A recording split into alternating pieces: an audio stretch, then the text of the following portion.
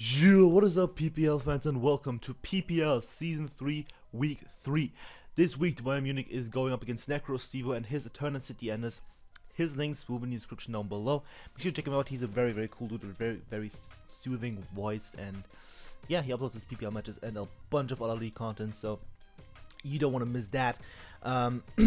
As well as links to my team analysis will probably be there. You should check it out so you know what I'm bringing. I'll go over it real quick in a second.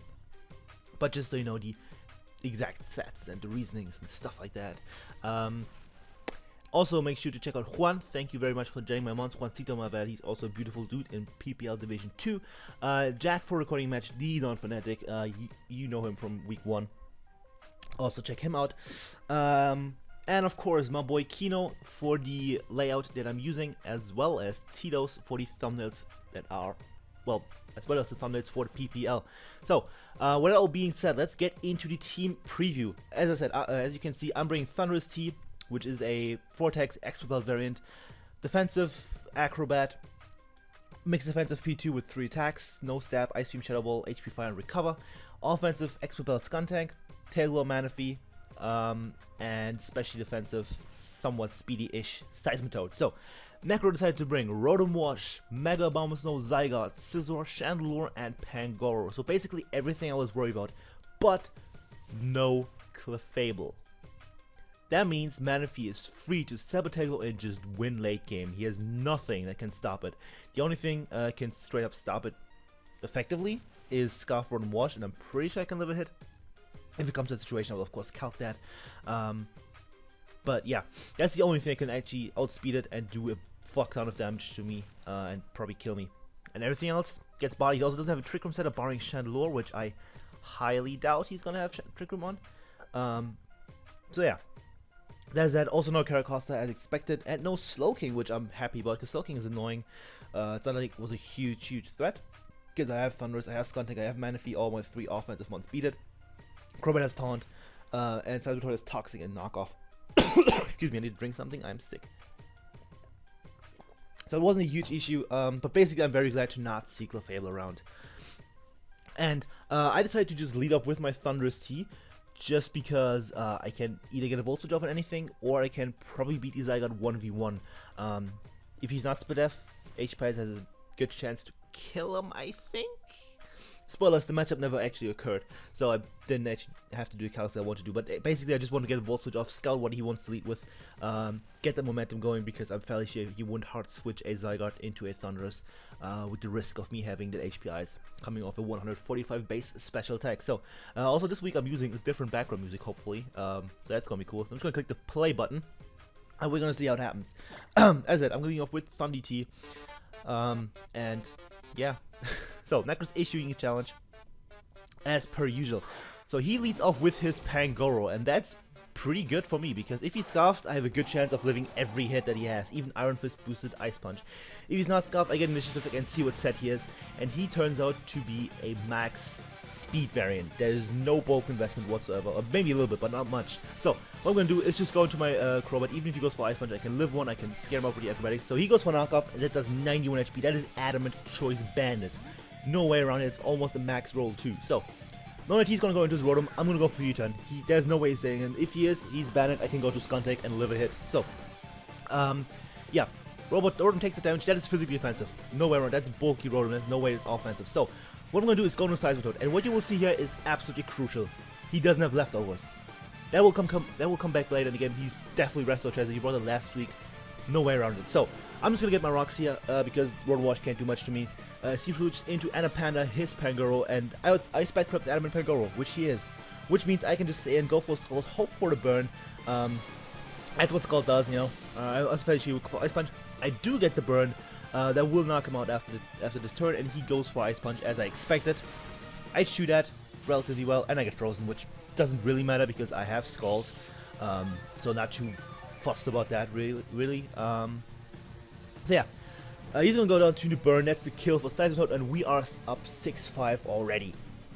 So Seismitoad getting its, I think, first kill of the season. Could be wrong, but I'm pretty sure it is. And now he brings out Queen Moloch, his Mega Abomasnow. Now things are getting a little scary. I'm gonna stay in here because he has to click Blizzard. It's his best, not he has, but he's gonna click Blizzard. It's his best play overall. And if he kills Asymptote, that's fine. I can then get the clean switch into P2. P2 is important this match because he did bring Zygarde, even though I didn't really expect it. I am prepped for it with my P2. However, I can't let P2 get critted by a Blizzard on a switch in. If that happens, I am fucked. So I'm gonna stay in here, expecting the Blizzard, and get some damage off on the thing. Because I also don't kill HP Fire from my P2. I do get another burn, which is very, very lucky on my part, as he does go for the pretty Blizzard, which is nice for me. So, I don't get frozen again, but Blizzard does so much damage. I am pretty special defensive, like Calm Edge, max HP with 100 something special defense, and that did so much damage. Mega Bomb was a threat. So, however, what I'm going to do now is go into my P2, because from this range, I'm guaranteed to knock him out with the HP Fire. I want to secure that. I want to ensure that I kill the thing with HP Fire before I switch into P2. Because it can't like get weakened again. So I'm going to P2, trace the Snow Warning, which totally matters right now when the hail is still up. He's just going to go for safe Blizzard. This is his best play.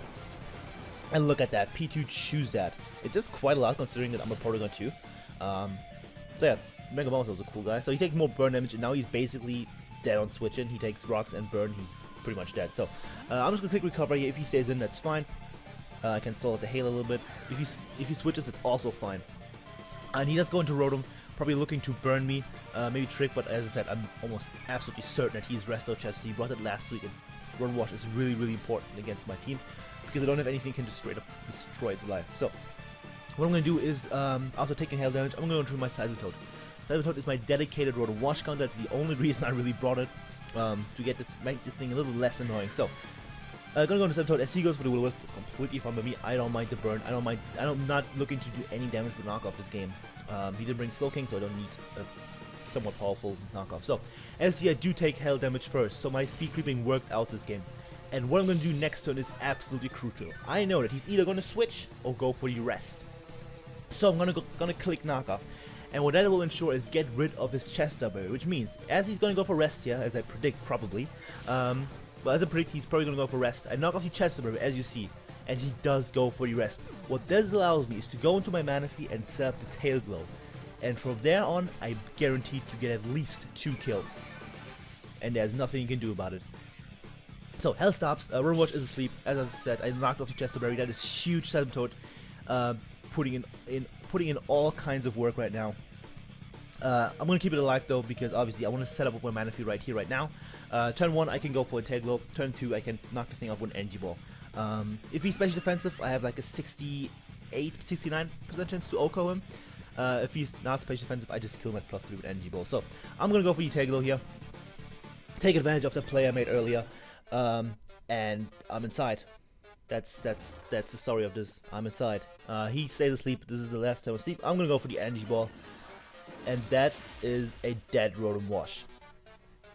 First kill for Manaphy of the season. I am happy. So now, he's going on to his Chandelure. He has to be scuffed. If he isn't, he just dies. If he's scuffed, I can live an Energy Ball plus an Adamant Choice Bandit Bullet Punch from Scizor. So, knowing that, I'm just gonna say and shoot his Energy Ball like it's nothing. It doesn't work too much.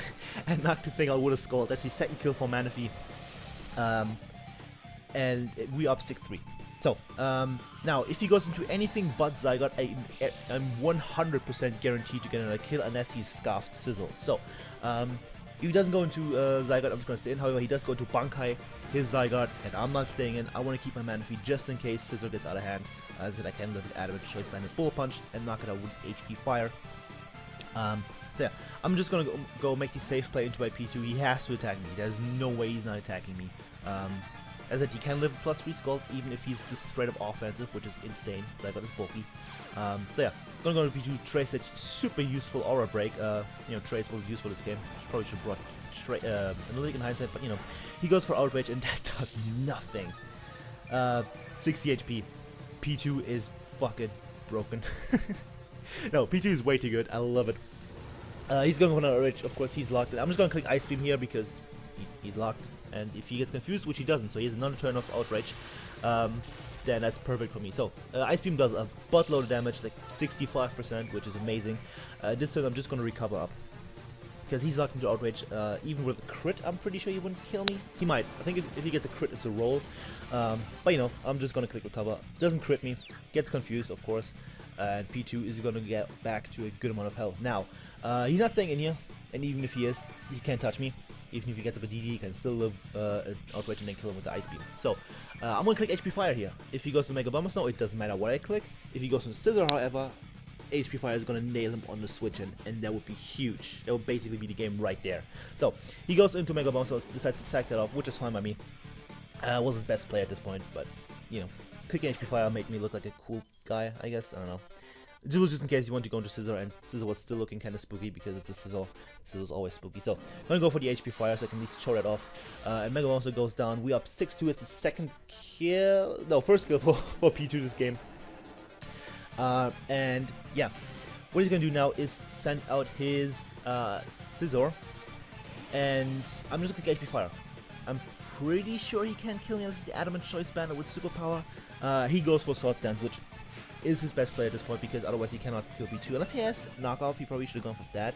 But even then, I don't think it would have changed much. So I'm just going to go for HP Fire, and that does a buttload. He lives on with a sliver of health. However, he's going to die to this hail he set up one turn earlier. So Scissor goes down, no kill for me. And now all he has left is his Zygarde.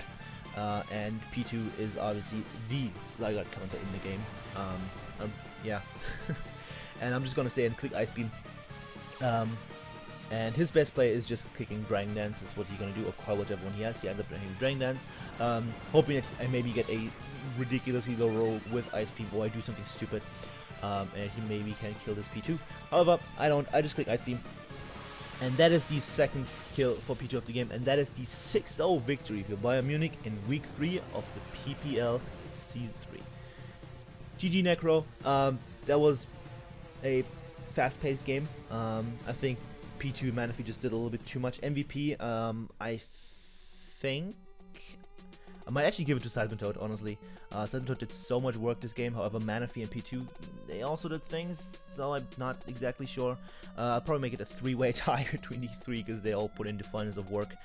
And yeah, 2 kills for Manaphy, 2 kills for P2, 2.5. I want to count that Scissor kill, but it doesn't count, which is unfortunate. And one for Toad on the Pangoro. I got a little lucky with 2 burns, but you know, that's what Skull does. I only really need to do one on Pangoro. That's the one that mattered. However, I still could have lived an Ice Punch, but then I would not have been able to lift the Blizzard. So basically, if I would have not gotten those burns, it would have not been as the score would have been lower, is what I'm trying to say. I can't English. So yeah, Thunderous T once again didn't get to do anything but scout the Pangoro set, which was helpful, kind of. And Skuntank didn't see the field, which is unfortunate because I was really looking forward to using the offensive Expert Belt variant this week. And yeah, that's that. Is there anything else? Oh yeah, we're I should probably say where I'm on table now. Spoilers, if you haven't seen the match between Sam and Sly, because it's the only one that matters right now, because those are the only 2 other undefeated teams after week 2, which is insane. Sam won, and he's now at the plus 13 differential, 3-0, and we are at plus 12, 3-0. So we are literally the only team that's close to Sam right now. Not quite on 1 level, because he has 1 differential point more, but that's just 1 point, and we have yet to play Sam, and that's gonna be exciting. However, next week is also not gonna be easy. We're going up against Slaro, Anti-Pittsburgh Pyro, the team that one of the 3 teams that was 2-0 after 2 weeks, and it's not easy. Sly is a very, very strong team. He has gotten so much better since season 1. He's a threat, but so am I, and I have the better record, so I am the favorite, I guess. I don't know. I have yet to give Sly a proper battle, in my opinion, where I played well. He always did. I never did play my best against him for whatever reason. You know, I always play him on my off days, apparently. But this season, I'm going to give him the proper game that he deserves, and it's going to be great. So make sure you watch that. If we win next week, we're 4-0. That's the first time I have 4 wins in a row in the PPL, and that would be insane. So yeah, that's that. As a GG Necro, thanks to all the people that I mentioned before. All links in the description below, make sure to check them out, as well as the PPL to keep up with power rankings, where I will hopefully be top 3 after this game. And weekly recaps. We now have Steve Magnitude under Division 2 recaps, which is pretty fucking cool. And also the Twitter, the PPL Twitter, just in case. I just hit my mic, I'm sorry. In case there's anything urgent that needs to be updated, it's gonna be on the Twitter. So, with that being said, thank you for watching, and hopefully see you for next week. Leave a like, leave a comment, leave some news, and hopefully see you guys next time. Goodbye.